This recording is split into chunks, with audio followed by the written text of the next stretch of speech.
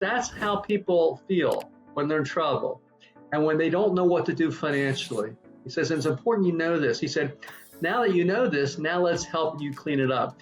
And he showed me a side of finance I never knew before. I was a CPA, but I was a tax CPA. And I never realized you could look prospectively in the future and sort of aim to where you wanted to go. Guys, we have never been able to change a person's life with a better tax return, but we can change a person's life with a financial plan, teaching better financial practices. Because I talk a lot on the podcast about intentionality, right? Because I think the reason that so many people are afraid of money, right? They don't really want to look at their finances. They don't want to dig into it, is because of exactly what you said. Like when you're in this bad situation and you're looking at it and you feel very desperate and helpless and overwhelmed, and you feel like, you can't get out of the muck, so to speak, right? Like there's no way out. And it is a really awful, horrible feeling. And I think a lot of times people don't realize that there is a lot of small intentional choices you can start taking that will get you out. You can't start moving in the right direction if you don't have any awareness.